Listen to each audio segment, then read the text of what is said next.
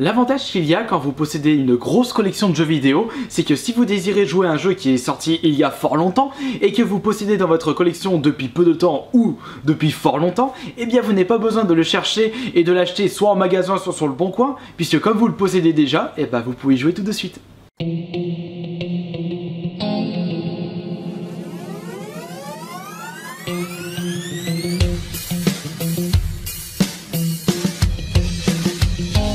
Ça m'est justement arrivé cette semaine, mais ça je vous le montrerai avec les jeux auxquels j'ai joué cette semaine. Et bien pour commencer avec les achats de cette semaine, et bien j'ai acheté il y a combien, une dizaine, je dirais 4, non 5, bon allez on va dire il y a presque 20 jeux cette semaine. Il y a du rétro, du récent, du moins rétro, comme vous voulez, mais ça va de la de l'Atari jusqu'à la PS3. Mais quels sont ces jeux? Et bien on va commencer par le jeu GameCube.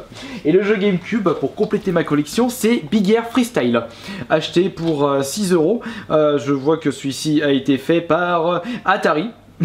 Bah d'ailleurs en parlant d'Atari, je vais vous montrer les jeux Atari. Alors ça c'est pour le jeu GameCube. Les jeux Atari sont ici.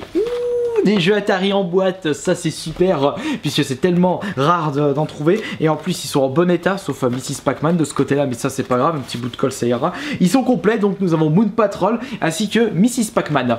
Je suis allé justement au Easy Cash près de... non pas près de chez moi ce coup-ci, je suis allé au Easy Cash de Givor. D'ailleurs pour ceux qui habitent pas loin de Givor ou qui vont dans la zone marchande, qu'est-ce que c'est pourri, j'ai pas réussi à trouver, on peut même pas se garer proche du Easy Cash, enfin si on va dans le parking plus loin, mais c'est pourri on va dire, par rapport à une zone commerciale telle que Tignes, la nouvelle zone commerciale de Tignes, je trouve qu'elle est quand même beaucoup plus propre par rapport à celle de Givor. Enfin après ça, faut dire que c'est peut-être un petit peu plus vieux, c'est plus récent Tignes.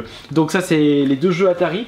Ils étaient à la base 15 € les jeux Atari en boîte. Dans le cash, Easy Cash de Givor, j'ai réussi à les négocier pour 10 € chacun. Ça remboursera une partie de l'essence et du payage. J'ai justement acheté dans ce magasin 3 jeux Super Nintendo, et pas cher. Vortex pour 6 €. J'avais joué vraiment à la fin de mon époque sur Super Nintendo quand j'étais plus jeune, avant que je revends tout. Donc j'ai pu le retrouver pour 6 €, cartouche seule. J'ai acheté celui-là pour 6 € également, Battle Clash. Je sais pas ce que c'est. Je sais qu'il est... ouh, ça c'est cool.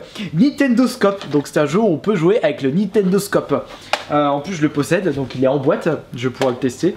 Et un jeu de moto sur Super Nintendo, ce n'est pas mon genre. C'est, comment il s'appelle, GP1. Mais ce qui m'a intrigué, c'est par contre il n'y a pas la mise au point, donc vous verrez pas trop. Sur la bécane, il y a le logo Atlus. Et vous savez c'est quoi Atlus? C'est Shin Megami Tensei par exemple. Regardez, Shin Megami Tensei, c'est Catherine, Trauma Center. Donc c'est pour ça m'a étonné qu'ils ont développé ou édité un jeu de moto sur Super Nintendo. Donc c'est pour ça que je l'ai récupéré. On continue avec... ah bah attends, ce qui m'a intrigué par contre dans le Easy Cash de Givor, ce sont les codes derrière. On peut voir qu'il y a les codes, comment ils ont racheté le jeu. Par exemple là c'est un G, donc ils l'ont racheté moins d'1 €, donc à tous les coups 50 centimes. Mais ce qui m'a intrigué, c'est le code, les chiffres qui sont en dessous. Vous vous souvenez sur mon guide comment connaître le prix de rachat d'un jeu Easy Cash, on peut également regarder si à quelle date a été racheté le jeu. Et le problème c'est que ça correspond pas du tout. Donc il se peut qu'il y ait une mise à jour du Easy Cash de celui de Givor. Donc il va falloir que je regarde plus précisément, déchiffrer ce code pour savoir quand est-ce que les jeux ont été rachetés pour moi déjà, pour les négociations. Mais surtout pour vous parce que du coup c'est pas à jour ma vidéo. Enfin pour ça je vous en dirai plus tard.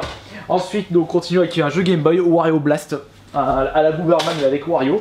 Des petits jeux Xbox première du nom, avec Indiana Jones, le tombeau, ça c'est pour 3 €. Celui-là il est assez rare, pour 9 €, il est en super bon état. Evil Dead, mon grand frère on est fan de la série de films, Evil Dead Régénération. Et par contre celui-là, je l'avais sur la PS2, c'est une compilation du Monkey Ball 1 et 2, mais ce coup-ci sur la Xbox. D'ailleurs j'ai un doute, est-ce que je le possède? Ouais, je l'ai sur la PS2, mais non, je le possède pas sur la 3.6, sur la Xbox pardon.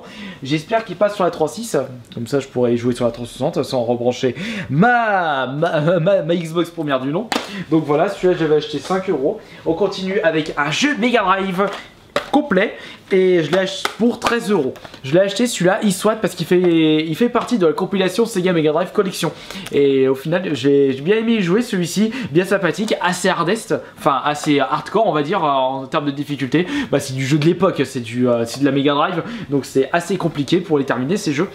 Et donc du coup, je l'ai eu pour 13 €, il est en bon état. On continue avec un jeu PSP ou plutôt un UMD. J'achète pas de film, mais celui-là, il fallait que je le prenne pour ma collection Silent Hill. L'UMD Silent Hill Experience. Ça a à peu près des... qu'est-ce qu'ils disent dessus? Plus de 2 heures d'animation numérique de la célèbre BD Silent Hill. Et il est sur une musique obsédante. Donc ce qui veut dire que je devrais essayer de trouver la BD Silent Hill pour moi, pour ma collection. 20 titres musicaux inoubliables, sélectionnés d'après les musiques, donc c'est pas des inédits, ça a été déjà, c'est déjà sélectionné sur ce qu'il a fait. Notre grand master des musiques de jeux vidéo, Akira Yamaoka. Non, Yamaoka, pardon. Lui, alors lui c'est un tueur en termes de bande son des jeux vidéo.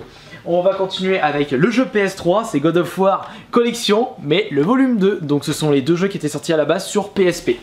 Je les ai pas faites justement, donc ça sera l'occasion, tout comme le God of War Collection, le premier opus, ou le 1 et le 2 sur la PS2, je les ai jamais fait, j'ai pu terminer et avoir de trophées platine sur le premier God of War. Le deuxième God of War sur cette collection, bah j'y ai à peine joué, donc il faudrait que je continue. On va terminer avec des jeux PS1, donc nous avons Worms World Party, ainsi que le Tenchu 2. Alors moi Tenchu, grand fan du premier opus, j'ai terminé à fond les ballons, tous les rangs S, tous les objets débloqués, donc celui-là, il me le fallait celui-ci, hein. Le deuxième Tenchu. All in the Dark, Jack is Back, pardon.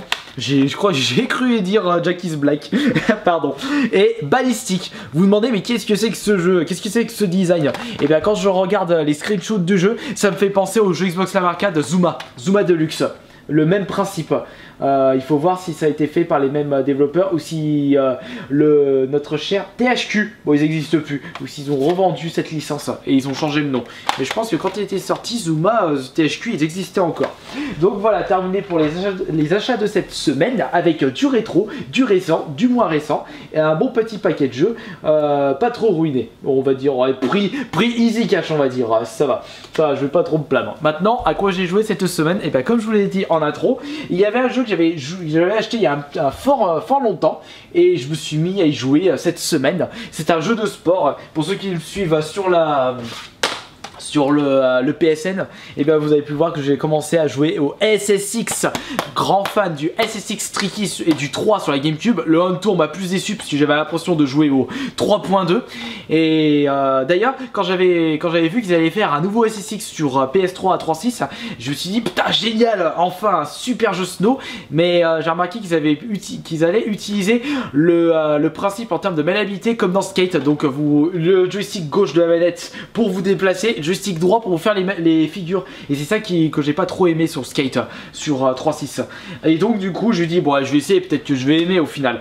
Et bien ils ont laissé les commandes classiques, on peut choisir, donc on peut utiliser les boutons pour faire des méthodes, des stealth-fish, et au final ça va franchement, j'ai été émerveillé. Du coup je joue un peu, il est franchement complètement tordu, il est encore plus fou que les autres. Vous volez, vous avez des wingsuits, à un moment vous avez des trajets, des circuits, c'est rempli de glace.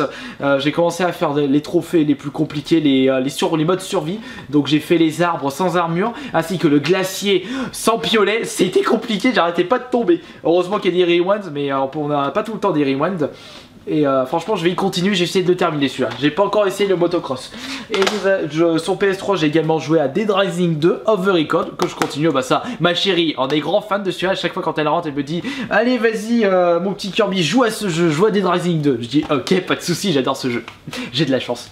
Nous allons continuer avec, j'ai joué à quoi aussi cette semaine sur... Ah bah oui, bah bien sûr, j'ai continué les parties. C'est la guitare de Guitar Hero. Bah tiens, en parlant de Guitar Hero, j'ai continué mon Rock Band 2. Où est la jaquette? La jaquette de Rock Band 2, voilà. C'est bon, j'ai un peu perdu ma dextérité sur ce jeu, mais je me débrouille quand même pas mal sur un expert. Donc Rock Band 2, j'ai continué un peu. Et du coup, j'ai continué également les parties en ligne sur Black Ops 2. Tiens, d'ailleurs, je souhaite remercier Petit Tom 41 de m'avoir aidé pour les trophées en ligne sur Dead Rising 2 Overrecord. C'était sympa de jouer avec toi. Et sur 3.6, eh bien, j'ai toujours continué mon pop. Zut, j'ai fait bouger la caméra. C'est pas grave, j'ai continué mon saut. Ou le saut. Où est-ce qu'il est? La saucisse. Non, c'est pas le numéro 6 de saut. Le voilà. Et j'ai continué le Kirby Play sur saut. D'ailleurs, faut que je continue. J'en suis à la 6ème partie. Donc je vais essayer de sortir la 6ème partie ce week-end. En espérant de ne pas vous faire trop patienter. Parce qu'il y a quand même un bon petit paquet de personnes qui suivent ce Kirby Play. Parce qu'au moins je vous fais découvrir des jeux qui ne sont pas si connus que ça. Guitare à la con, j'ai failli péter la gueule. Et donc voilà, c'est terminé pour les achats de cette semaine. Je vous dis à la prochaine pour d'autres vidéos.